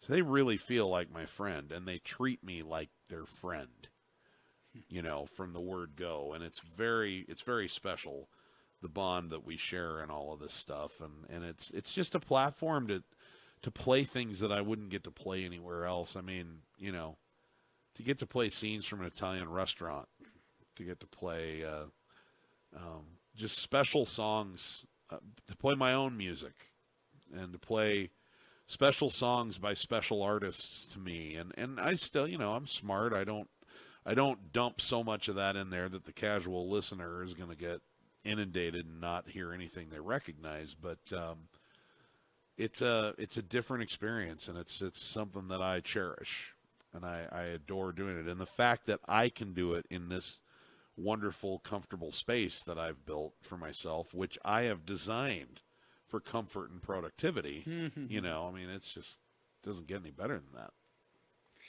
Steve Lungrin, thank you so much. You've been so generous with your time and your sharing. It's such a joy. We could go on for hours just talking about Billy Joel, I'm sure. I know, and I'm um, sorry. I know I'm long-winded, folks. no, you're an excellent person to interview, and I really appreciated everything you shared. And just to wrap this up, you mentioned that the pandemic has, made each of us really in our own way reconsider what aspects of this kind of enforced solitude do we want to hang on to, and what do we want to keep, and what it really is helping each of us, I think, more consciously sculpt our lives moving forward. So, with that said, what is your ideal, looking ahead, the person you want to be from this point on? What would be sort of your ideal lifestyle, however you want to fashion it and however you want to proportion it at this point? I would like to probably travel as many as 150 days a year, but with a caveat. Maybe 100 days a year, I don't know. But I would like my in-person playing to be in settings where I get to see new places and see new people. I'd like the thrill of interacting with a new crowd and winning them over more often. I will take with graciousness and appreciation gigs here locally, but I think of myself as a citizen of the world much more than I think of it as, so my locality is less important to me than my mobility. So I would like my work here to be about what I do at my home as much as possible, and continue to build my online brand and my online friends. And then I would like my work playing live to take me to new places much more. And I'd be happy to do that, as many as 3 times a month.